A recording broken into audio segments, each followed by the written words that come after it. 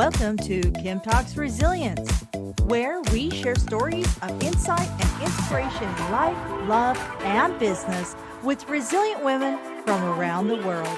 Speaking with authors, entrepreneurs, founders, and coaches to learn their strategies for a more resilient life so we can all build the life we love. I'm your host, Kim Hayden. All righty, welcome back to the show. I'm Kim Hayden. And if you know me, I like to talk a lot. If you've been on any of my podcasts or you've listened to the podcasts or you can't turn it off fast enough because your mother listens to it, the reality is I like to talk a lot. But sometimes, maybe we're all spending too much time talking and we're not actually listening. My grandmother used to say, Kimberly Joe, you got one mouth, two ears, make them work equally. And, this is something that listening and being an active participant within relationship building is really critical. And yet it seems to be something that's kind of a lost art in today's world. We have too many people that won't sit at a Thanksgiving dinner together. I mean, I'm not one to talk. I have challenges with my own family, with my own siblings, and sometimes my husband is in fear for his life. But I promise you on today's show, we're going to address this. We're going to find out what we can do to have better relationships. Dr. Vicki Matthews is a naturopathic physician, a relationship coach, and a published author. Raised in California, Vicki loves the ocean, but as an adult has learned to appreciate the glorious lakes of the Midwest. In addition to her medical degree, Vicki has a BA in psychology and an MBA in consumer behavior marketing from University of Chicago Booth School of Business. After college, and in a brief stint in the business world, Vicki returned to school to pursue her first love, medicine. However, she took a slightly different path and chose to study health and healing from a natural, more holistic approach. Vicki is passionate about natural health, making the world a safe place for all beings and being helpful, helping people better understand themselves and the people in their lives so that we can all just get along. She's been a guest on Oprah's show twice and has served as a relationship expert for Fox Business. She is also the author of an award-winning new book, The 5 Elements of Relationships: How to Get Along with Anyone, Anytime, Any Place. Let's welcome Vicki to the show here. Let's bring her in. Hello. Hey, Vicki. Dr. Vicki, can you tell that reading bios is like one of my favorite things to do? You're great at it. My kids won't let me read Dr. Seuss to them anymore. At 33, my son says, "No more, Mom. No." So now this is my version of reading Dr. Seuss. I get all excited. Well, So you do it well.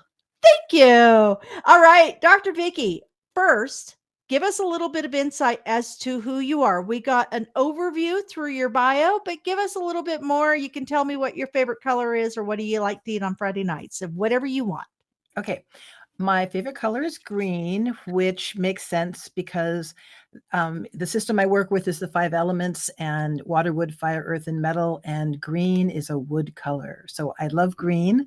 I love helping people. I'm one of those people that if you want to listen to me, I will talk nonstop with ideas or suggestions or a way for you to better understand yourself or somebody else or your child, a way for you to work better in relationships, either at home or at work. So I'm passionate about helping people get along and having the world be happy. Amazing. And that's a good passion because we have so many in the opposite direction these days. Yes, we need it. We need it, absolutely. So give us a little insight as to what you do. So I work at 2 different levels. I started as a naturopathic physician, and I worked with a lot of people with cancer. And my approach to healing is holistic. So they need to be well emotionally, mentally, physically, spiritually. And I would go through that with each of my patients. And When it came to what is emotionally bothering you, it was almost always their relationships. So I started doing a deep dive into relationships and how can I help across the board rather than getting into the nitty gritty? Well, he doesn't like this and I do like that. How can I help people better understand relationships and dynamics in a way that there's something to work with and improve? So I started doing that, and their relationships got better, their health got better, and it seemed like, yeah, this is working. So that's what I dedicated my life to. And what does that look like? Somebody comes to you, right? What Okay. does it look like when you work with them? If I'm working with them solely, well, if it's a cancer patient, we're doing a lot of natural things.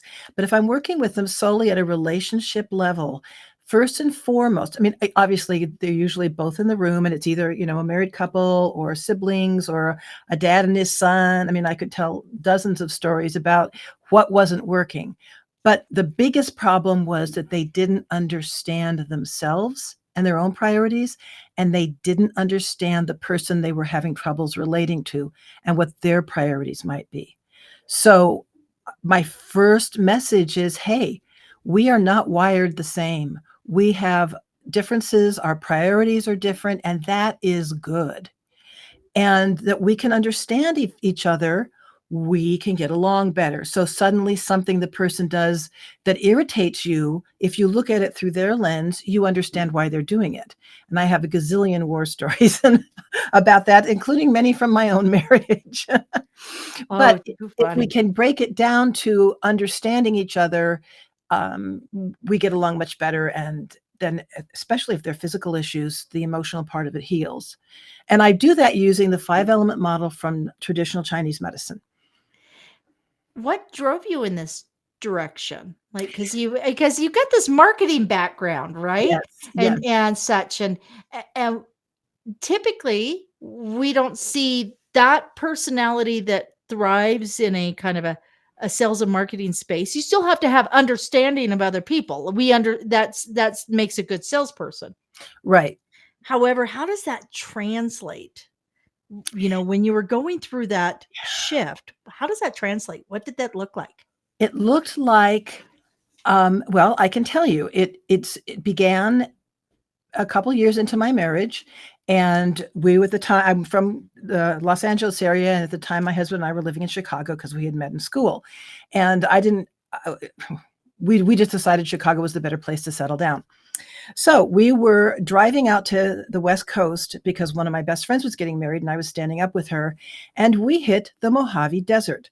And I don't know how many people have ever been to the Mojave Desert, but trust me, it is rocks and sand, sand and rocks, nobody else, nothing. Yeah. And my husband was driving and he drove the speed limit in the Mojave Desert. And I looked at him and I said, "Can we speed this up?" And he looked at me like I had 5 heads and he said, "We're going the speed limit." And it was this moment of, I don't like the man I love. And it really shattered my little happy idea that once you're in love, everything will be perfect. And I opened myself up to what's not working here. And about the same time, I was in med school. And one of the things that because as a naturopath, you study more natural approaches, and acupuncture is a more natural approach versus surgery or things like that. Acupuncture is based on something called the 5 elements model from Chinese medicine. And all the meridians that are used in acupuncture are split into 5 different elements that are water, wood, fire, earth, and metal. And in Chinese medicine, there are earth organs, that would be spleen and stomach. There are metal organs, lung and large intestine, things like that. But I also discovered that we have these elements, if you will, in our emotional field, and it colors how we look at the world. So as I started studying that, I realized that my husband is wired as a metal. Metals appreciate protocol. They sit at the end of the 5-element cycle so they can look back and say, here's the wisdom that we've learned this time around, and let's carry this forward. The rest of it's crap, leave it alone. They're very opinionated that way. And it turns out, am a wood element. Wood sit nearer the beginning. So we are good planners. We're good at looking forward. We are great at ideas and let's make things happen. Go, go, go. And the interesting thing is, if you look at how these different elements relate, let's take water and wood. Water in nature feeds wood. So a relationship between a water person and a wood person would feel pretty good to that wood person. You know, they're feeding them. But a relationship between a metal and a wood, in nature, metal chops wood. So that's not going to feel very good to the wood. And we went through a very intense learning period where, I mean, even to this day, if he's coming off very opinionated or he's made up his mind about something without talking to me, I'll say, okay, you're coming off a little too metal here. And it's become our way of looking at the world and understanding. It's like there's no way he's ever going to tell me not to plan. Woods are planners. He would waste his breath telling me not to plan. I would waste my breath telling him not to go by every rule and every appropriate way to do something, because that's how he's wired. So that really, as I started talking to my patients about that and helping them fix that emotional piece so that their body could heal, light bulbs went on for him. I mean, I had a dad. In fact, I actually started having people come to me not because they were physically ill, but because they were having relationship issues. I had one dad come in one time and, you know, was like, hi, what can I do for you? He said, I'm raising a wimpy kid, fix him. It's like, you're raising a wimpy kid. What does that mean? Well, it turned out the dad had been a sports star in college and his son didn't want to play football. And in his mind, he was a wimpy kid. His kid wanted to be a photographer, an artist, something that is a very important aspect of a water personality. And once I helped that dad understand that his kid was not a wimp, he just wasn't wired like the dad was, but instead he was wired to be an artist. The dad, to his credit, went out and bought them both cameras. They did photo shoots, and that kid is a professional photographer now. So it was that level of understanding that the father could support the child rather than demand the child try and be like the father, which he wasn't wired to be.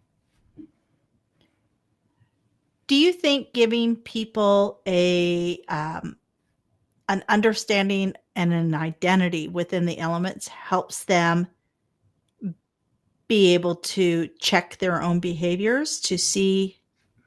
Yes. Yeah. Yes. And I'm a really good example. As I said, woods are wired to make things happen. And we can see, we're good planners. We can see how something might work. And well, of course it's going to work. So let's just get in there, everybody, and do it. And we are, if we're not careful, we come off as very bossy, very haughty, very, I know what I'm doing. You don't. So do what I tell you to do. I mean, it's not meant to be that way, but that behavior can be perceived that way. So if we can be mindful of our behavior and also how we're going to impact another person. So what does wood feeds the fire element. So a fire person would like me, but wood controls earth. It anchors earth so earth can't move. So to an earth personality, I might seem a little controlling. So, and that's something I cover in my book and in my coaching, is a complete clear understanding of how each element personality relates to the others and the highs and the lows. And it's pretty astoundingly accurate. So I always ask a story of resilience. And, you know, building a business as a professional female, being an entrepreneur is really hard. Standing your ground and staying true to what you want to do and how to serve, right? Can you share a time of resilience within your journey that, you know, without that little added push or that insight or understanding, you may not be here today. This book may not be here today. Right. Right. And I think my resilience came, I think, in steps. It wasn't like one single light bulb moment. The drive in the desert that I was talking about that ended up saving my marriage started in a yucky way. I mean, looking at my husband and going, oh my God, I don't know that I like you. But as I came to understand that we all are wired in our energies with these particular personalities, and that one is very dominant. It's like the closest thing to us, like tint on a window. You're looking at the world through that filter or that tint. Once I understood that, and then I could say, okay, water feeds wood, water puts out fire. Those relationships are going to be different. That helped me almost bloom into, of course, there is order in the world, there's order in the universe, and this is a way to look at relationships and find what the highs will be, discover where the lows might be, the little trip ups, and give people tools, techniques, and understanding. And that was for everybody that I've worked with. There is an aspect of resiliency in that, and it was certainly resilience for me. 80% of North Americans want to write a book, yet less than, I think it's like 6 or 7% actually have published a book, even with all the accessibility tools we have and such. Could you share with us a little bit of your journey of adding published author to your name? Because it is definitely a feather in the cap. Well, it took a lot of perseverance, I will tell you.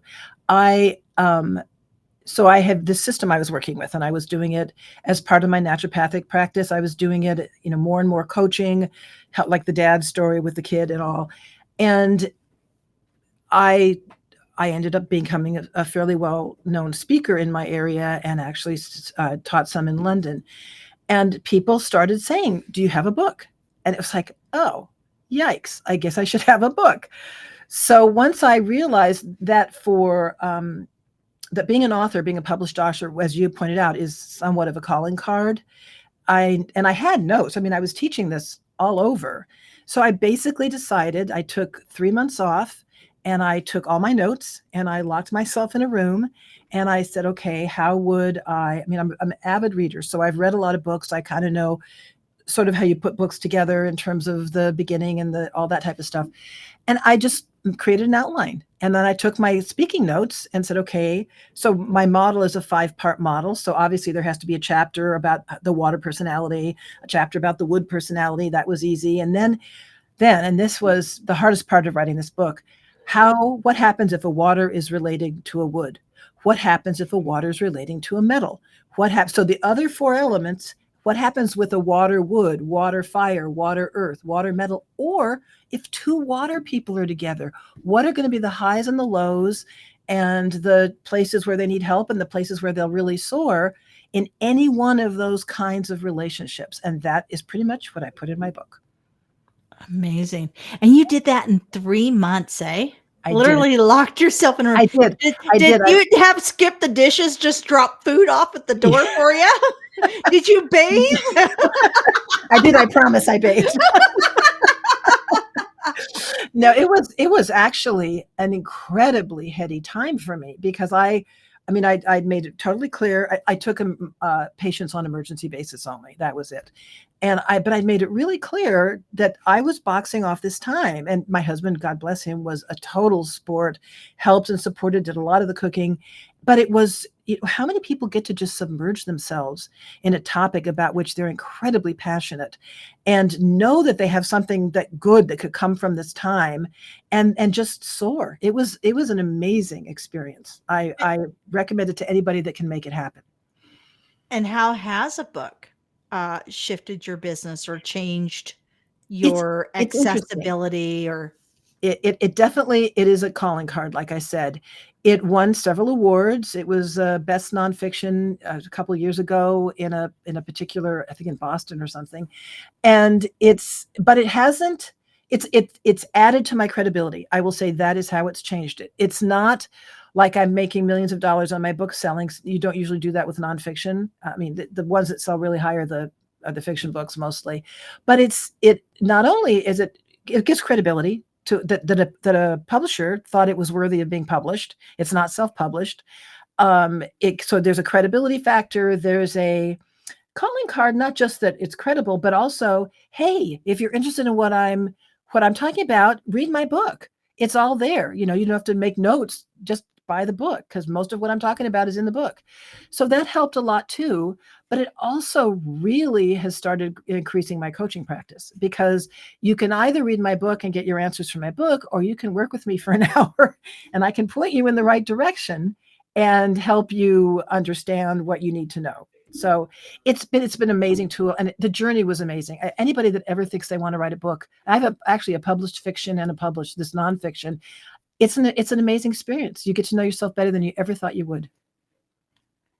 Yeah, I would love to be in the position to do a full-on novel. It's just Mhm. I'm not sure what I would write it on. You know, I'm just like I'm definitely I'm the squirrel chaser. Uh-huh. Well, I'll So tell you, the novel I wrote is a slightly feminist novel, and it had to do with the equality of women and men in our culture told through a fable. interesting. Yeah. Yeah, it's called The Interest Goddess Letters, and it won awards too. So it's it was fun to write. Both of them, I mean, they're so different. I mean, the writing the nonfiction, man, you had to really have all your facts in place. You had to really make sure what you were saying was accurate, looking it up 6 different ways. You write a fiction, make up anything you want, you know. I made up a whole new world. So it's just, they're 2 different types of things, and both are wonderful and delicious to do. It's interesting because I talked to a gal the other day who she had written, a series of fiction books and just Mhm. published her memoir, and she said it was a very different experience. So her fiction ones are all self-published, and she's got, I think, 8 books in the series, and she does Uh-huh. quite well. Believe it or not, you're correct. I do think you do make more, uh, uh general revenue from a nonfiction than you do Yes, or you do. from a fiction versus a nonfiction, because the fiction allows you to build, my understanding is, allows you to build those series, whereas Yes, a nonfiction you can put addendums or workbooks, but it's usually it's a there. It's all there. compilation in Yes. itself. Yes, I think that's accurate. The nonfiction was the fiction was more fun to write because you could go anywhere you wanted to. The nonfiction was more rewarding to write because you knew you were putting on paper a truth, Yeah. something that would make a difference for people, something that could help make the world a better place. So it was more fulfilling, I think. And that's what she had said also, Yeah, was I think that's a kind of a common, like, it is. understanding or feeling. What do you anticipate the reader of the 5 elements can actually walk away from in the book? I What's their anticipate takeaway? their takeaway is going to be several things. First, they will better understand themselves. And I think we cannot improve our relationships if we don't understand ourselves. So, job one is understand yourself, not just, oh, I like this and I don't like that. Understand why. Understand where your weaknesses are. You know, is it a temper issue? Is it a whatever? And the book covers all of that. And then start understanding the people you're relating to. I mean, and their how they impact you. Going back to the 5 element model, if you're a wood relating to a fire, they're going to burn you out. I mean, I literally have friends that are fires, and I can only be around them for a certain amount of time. It's just too wild, too crazy, it just saps me. But on the other hand, someone that you think might not be a good match for me, my husband being a metal, oh my God, he's been my savior so many times. I mean, one good example, I remember one day, the day after Christmas, several years ago, I got up and decided it was time to knock the wall out between the living room and the dining room and make one big room out of it. And I'm like, okay, come on, we're going to knock this wall out. And my husband, the metal, the rational, logical person, looked at me and said, may I just point out that the Christmas tree is still up and it is right next to the wall that you want to knock out. There will be plaster dust on every single ornament that you will then have to dust before you put them away. And of course, he was insanely right. It was a stupid idea, but he chopped that wood. He kindly said, stop and think about what you're doing. Don't get carried away. So every one of us, we have, and I've got information about this on my website. I've got a quiz on my website that people can take to discover their elemental personality, which is what I call it. And it's like a different way to look at yourself, and it's a different way to look at the other people in your life, and most importantly, it's a way to help you get along better. That's what we all need. The whole Yeah. world just needs to get along better. Yes, yes, The yes. whole world. I'm telling you, I'm just watching and it just seems like seriously? Seriously, when did Yeah. we all lose our manners? Well, Right? manners, and I just think life became more complicated. We as human beings became more complicated. Yep. It is harder to understand why someone does something, and it's easy if it's hurting your feelings to assume the worst rather than the Yep. best. And that's another reason I really love the idea of being able to say there are 5 basic personalities, and there are ways each of them relate to the others. Like I said, water feeds wood, water puts out fire. It's that simple. And that's really what my book does. It's like, here are going to be the highs of different relationships, and here's going to be the low points. And the other thing that I have in there are dozens of ways to fix it when it's kind of coming off the rails. Yeah, cue cards. Now we're recording this right before the holidays, but will probably come out around Valentine's Day. So, any time that you have a high pressure event, so Yes. Thanksgiving, Christmas, Hmm. Valentine's, Mother's Day, Father's Day, all of these Hallmark has made a really good job of making sure that we Bless know their how heart. inadequate we are. Um, you know, how does something like this, reading through something like this, help people better prepare to navigate those high emotion times? Yes. Those how does something like Okay. this help? So, let's take Valentine's Day. That's a time where you're supposed to show someone that you love them, or how much you appreciate them, or how valuable they're or important they are to you. So let's take each of the elemental personalities, what you could do to make them feel good at Valentine's Day. A water personality is they're more loners. They like to read. They're artistic, creative. Compliment something they're doing, and be patient when they want time alone. Wood personalities, compliment something they've achieved, or ask them to help you plan something. Again, they're wonderful, wonderful planners. Fire people are outgoing, excited. If you need to celebrate or you want to celebrate, hang out with a fire. I mean, life with any fire is a celebration. Earth people, Valentine's Day to an earth is about being appreciated. And the more, think parenting, think teachers, think people that cooks, food is important. So for an earth, Valentine's Day might be well celebrated with a really nice, sweet, wonderful Valentine's Day card and a meal out. And metals, speaking from experience, metals, to celebrate with a metal is to honor something they've done. They like to be appreciated and acknowledged for their wisdom and how correct they do things. So that would be a wonderful way. If there's a correct way to give a Valentine's, now I'm going to have to think about that, being married to a metal, but doing something right and honoring them in whatever way that particular person likes to be honored. So it comes down to understanding again. Just it comes down to what it matters to this person that is in your life, whether you're raising them as a child, whether it's your boss, whether it's your sister. I mean, my sister is a metal. I don't know why I have so many metals in my life, but it's just getting to know that and understand that and appreciate it, the value of it. Based on everything you've shared, my middle child is definitely a metal. Beyond, but here's the interesting thing. He is always right. That's what drives me crazy. And I Okay, looked at him one time and I said, "What's it like always being right?" Me being but sarcastic. And here's he goes, "It's pretty good." it's pretty good, working for me. I like it. Here's the deal, though. They study history. They look back. They look back on the cycles. They don't care what's going to happen 2 days from now. They care what happened 10 years from now, what happened 2 months from now. What did we learn from it? It's their job to discern the wisdom and pass it on to the next cycle. So they usually are right because they usually know what they're doing, and they've studied it, or they've paid attention, or they've watched something and learned it. So yes, it's Ah, difficult but true. I'm gonna check this out because yeah, that's Sounds like my middle one. Yeah, So I bet. Well, and you can give them the quiz too. The quiz that's on my website. awesome. Let's do that right now. Dr. Vicki, tell us where we can find you, how we can engage with you. And if somebody out there really wants to stalk you, what socials can they stalk you on? Okay, so my website is drvickimatthews.com. That's drvickimatthews.com. I'm on Facebook under Dr. Vicki Matthews.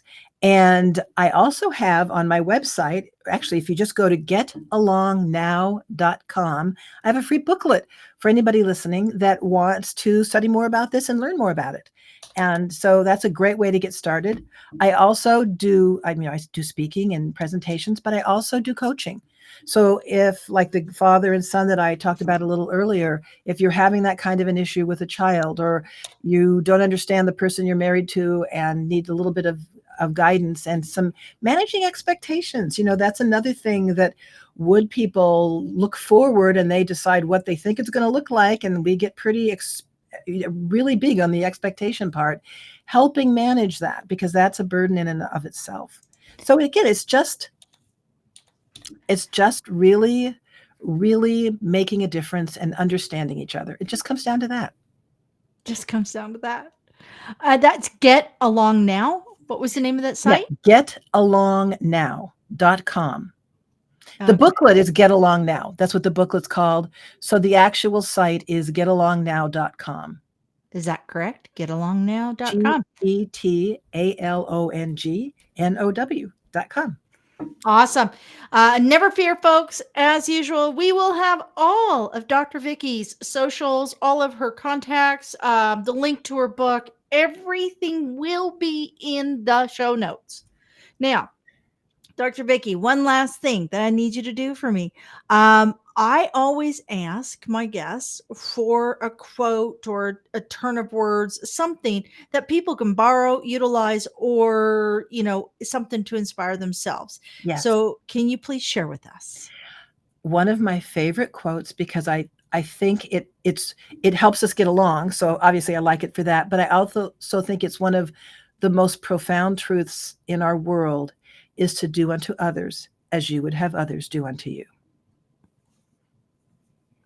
And I think if we all sit back, and if you're over 40, your grandmother has probably said that to you. Somebody has said that to you. I would totally agree. I agree. That's, I was a Girl Guide or a Girl Scout and I was the last one standing until 8th grade. And that was like part of the motto, right? Yes. Was Yes. do unto others as you would want done unto you. And so I love the fact that you actually, that was your quote that you wanted to share. So, if you're out there and you're doing business and or trying to navigate your family, or, wondering if you're going to make it through another Valentine's Day or whatever's coming at you, just remember what you put out is going to be most likely what you get back. Now, I do want to put a PSA in here. If you are in harm's way, none of this applies. Okay. Correct. So I'm not glossing over anything, but for the rest of us, my menopausal crazy lady moments, I need to stop and think, if I do this to this person, do I want it done to me? I love that. Yeah. Thank you. And I would add, try and understand the people you're working with, and either at home or at work. And at work, understand them, because you want to put them in the right place. I mean, fire people are fun and outgoing and happy. They'd make a great receptionist. A quiet, introverted water person is not going to make a good receptionist. Put them where they're going to do well for themselves. Set people up for success. Yes. Awesome. Well, Dr. Vicki, I can't wait to dig into your quiz and your downloads. Remember, folks, getalongnow.com. Go grab that. And when we get our new resource library that's coming soon in the new year, at resilientgift.com and our resilient community, I'm going to have all those links in there too. So you can all find those and go right to Dr. Vicki's site. And so if you don't get it now, don't worry. We will have it for you elsewhere I think we're about 60 days out from our new library. So Excellent. Until next time, Thank you. Thank you. Awesome. You're a rock star. All right, folks, let's close this out with my super duper outro. Thank you for joining us here today at KimTalks Resilience. I'm your host, Kim Hayden, and I'd love to invite you to our resilient community at resilientgift.com. That's resilientgift.com, and we'll send you our magazine and tickets for upcoming events and all sorts of cool things we do here. So be sure to keep watching, and you know what? Don't forget to like, subscribe, comment, and share, because we all know that sharing is caring.